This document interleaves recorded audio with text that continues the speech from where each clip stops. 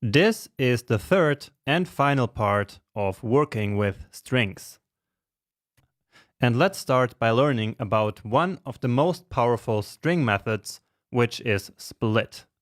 So split allows us to split a string into multiple parts based on a divider string. So let's check that out. So any string works here. Let's say a plus very plus nice plus string.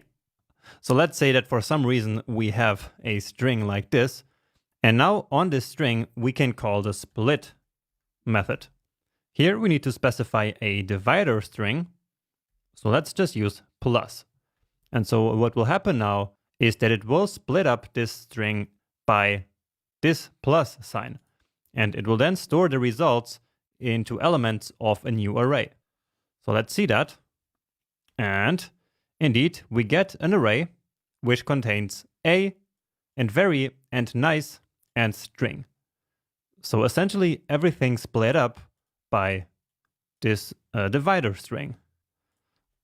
So let's try the same with my name.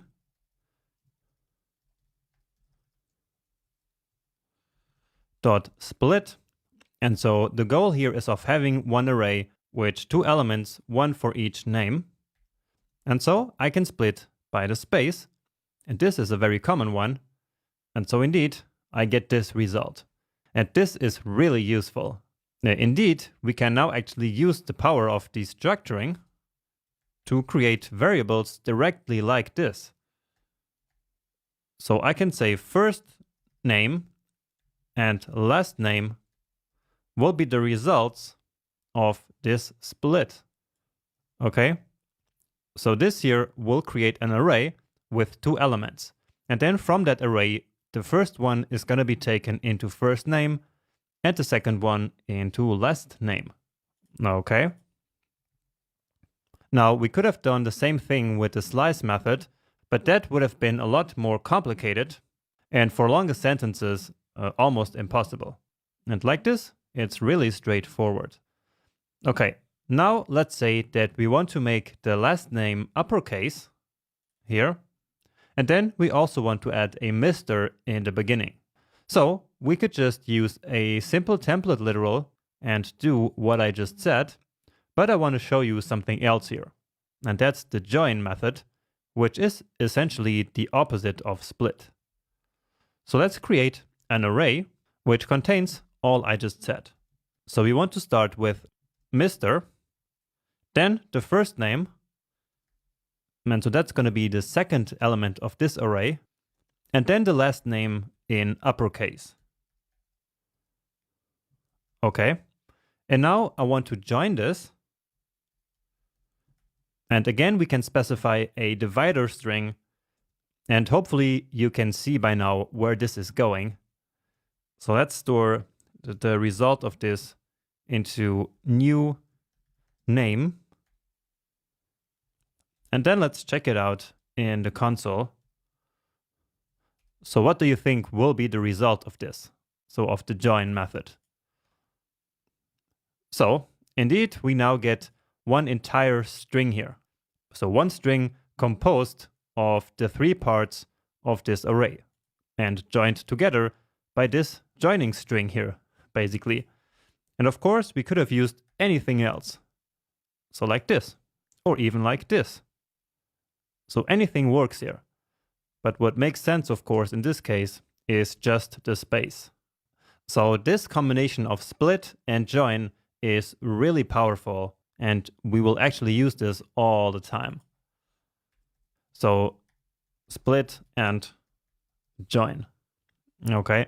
And in fact, we can use this for something that we already did in one of the previous lectures, which is to capitalize a name. But now with this, it makes it really easy to capitalize an entire name with multiple names in there. So let's say that this passenger is called Jessica N. Smith Davis. So how will we capitalize this name here? And actually, let's write a function. So that's a bit nicer. So const capitalize name, which is a function which receives a name, and then it will do something with that. So let's capitalize name here with that string instead. And then we can also call it with some other name.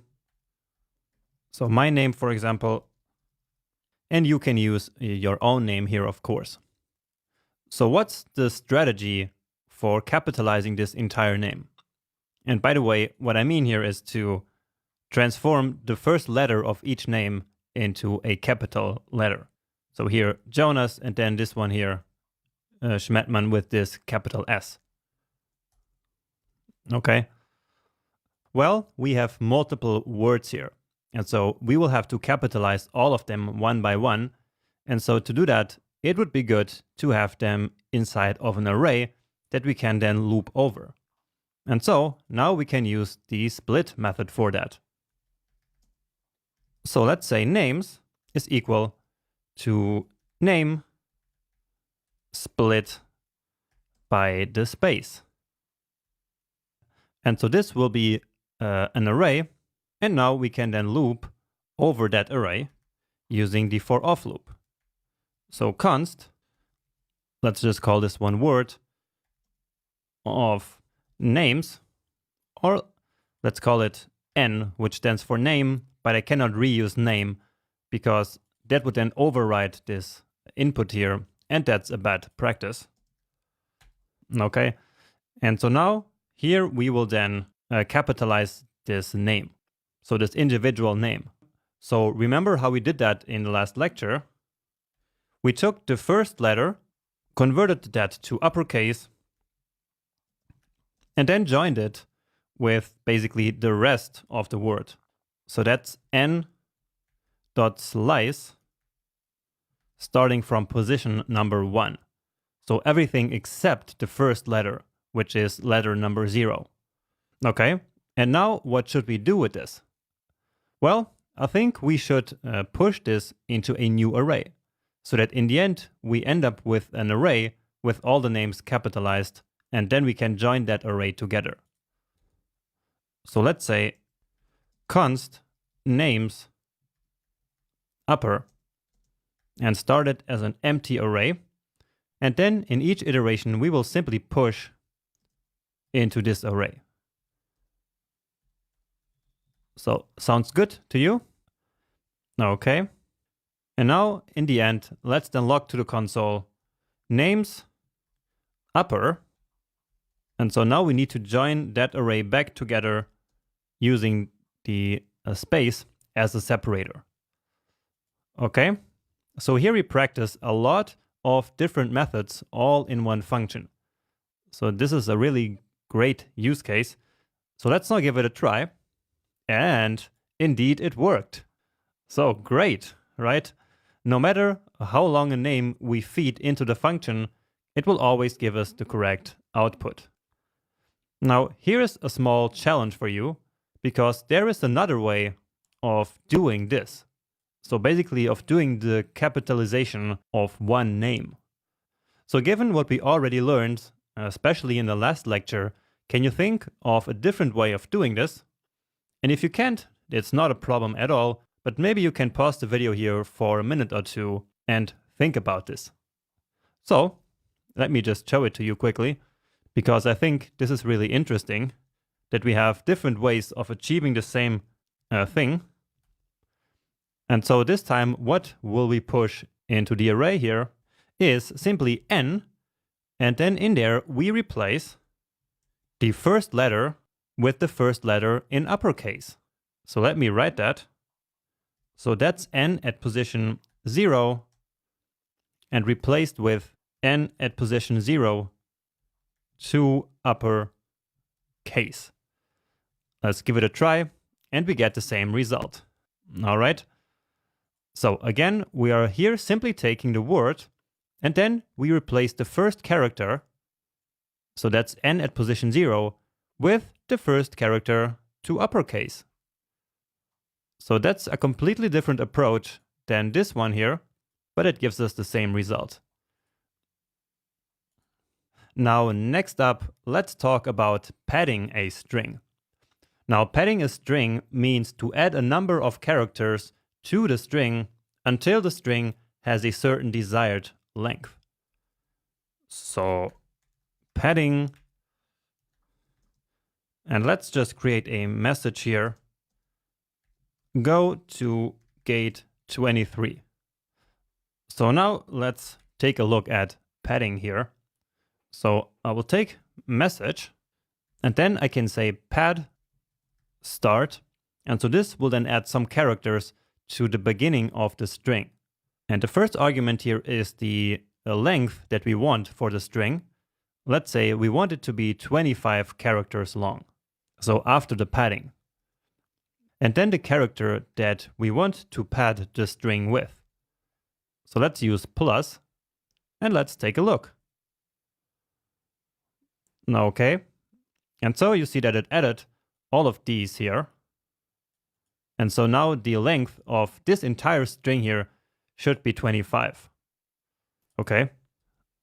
So let me show that to you with another string here. So if I said Jonas and then the same, you would see that it would add a lot more of the plus signs because the initial string is shorter. So you see, we have a lot more pluses now, but in the end, the string is also 25, or actually 23, so mistake here. So now the string is also 25 long. And so we see here that this has exactly the same length as this one here in the console. All right. Then there's also pad end. And so we can now take the result of this and immediately also pad the end of the string. So pad end. And now let's make it longer. And then again, the plus sign. So this will basically then add 10 pluses to the end of the string because the result of this string here is already 25 characters long, right? And so onto this one, we then pad it all the way until the length of 35 with some more pluses. And so we're going to add 10 of them. Let's just do 30 so we can easily see that. And so indeed, it now added 5 of them here. And just for the sake of completion, let's do the same here with my name. And this here just to 20 to make it a bit more even. All right. But now let's actually use a more real world example of padding here. So when you see a credit card number on the internet, you never see the entire number, right?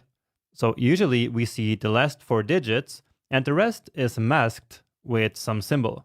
So let's implement a function that actually does that masking. So this is going to be really interesting. This is a great application of string methods. So mask credit card function. And so we're going to receive a number. Okay, so an actual number. And let's start by converting this number to a string. So string. Now we learned how to convert a number to a string in the fundamentals section, right? So that was like this. Remember? However, there is a nice trick that actually makes this easier for us. So we can just take the number and then we add an empty string. And so the result of this will be the number, but as a string. And this works because, as you hopefully remember, when one of the operands of the plus sign is a string, it will convert all the operands to a string. And so then this number will become a string plus the empty string. And so then it's going to stay exactly the same. Okay, so in order to know what we should do here, let's one more time first call the function before we actually write it so that we know what kind of input we get. So mask credit card, and let's say now the number is this one, and I'm just putting something random here. But of course, it will also work with strings. and no matter how long it is. All right. So as I was saying, usually on the internet, we can only see these last 4 digits, and the rest is masked by some symbol. So what we need to do here is basically to take out these 4 numbers and then use pad start to create a string with the same length as this initial number here, but with some kind of symbol there. So let me just write that in code, and then I hope it will become clear. So we're going to take the last 4 characters of this string, and so we use slice with the negative parameter again of -4. And now here is what we're going to return. We will return a last, so that is just these 4 characters. And then we will pad it at the start all the way until the original length of the string. So string.length, and the character we're going to use will be this star. Okay? And so since we return something to make this function a bit more real, now we need to log the result to the console.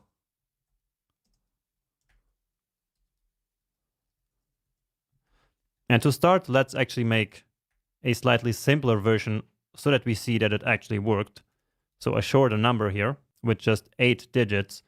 And so the end should be 7836, and then beginning with 4 stars. So let's see. And yeah, that worked great. Right? So again, we took the last 4 here, and then we padded the rest of the string until it matched the original length of the string, which was 8, and therefore 4 stars were added. And the same here, and the same here. Awesome. That's really fantastic application of this method, I think.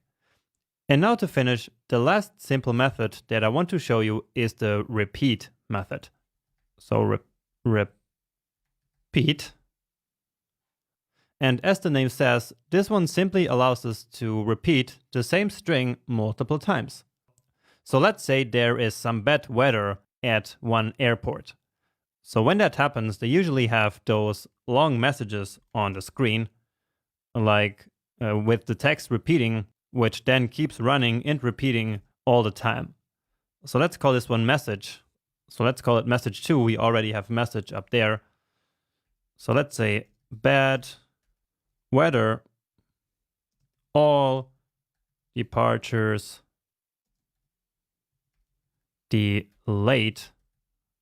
Okay, and now we want to basically create a bigger string repeating this one here multiple times. So that's easy enough.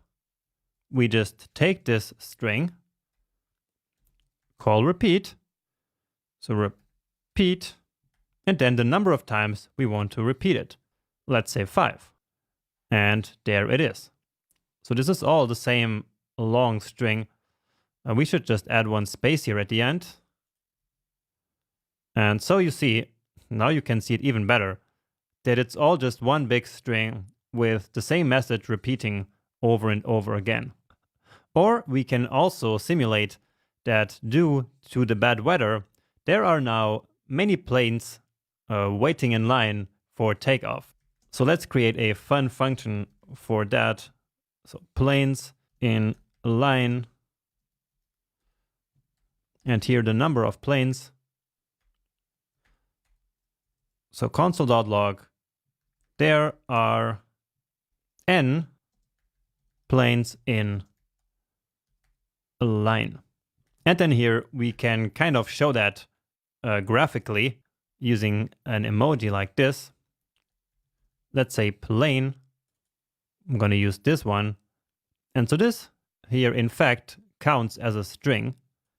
So let's create a string with that and then repeat it. And we will repeat it as many times as there are planes waiting. So planes in line. Here we have 5 waiting. Then let's call it on another airport where there are just 3 planes waiting. And then 12. So indeed, now we have 5 planes, here 3, and here 12 planes. All right. Okay, cool. Now, we didn't talk about all of these string methods that exist, but if you want to check them out, you can do so on MDN.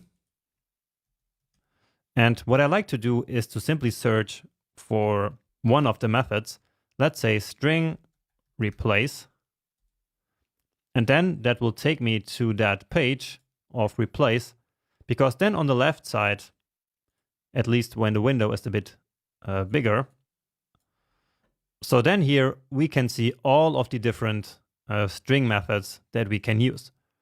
So we used split, slice, repeat, pad start, pad end. But as you can see, there are even more here. But actually we talked about all of the most important ones.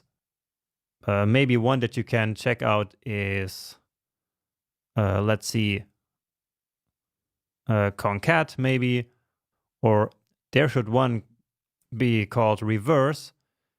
Well, actually it is not here.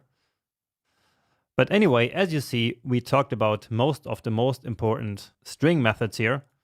And so I hope you had fun with this, and I see you in the next video where we then have a challenge where you can then use all of this knowledge that you just gained here over the past 3 videos.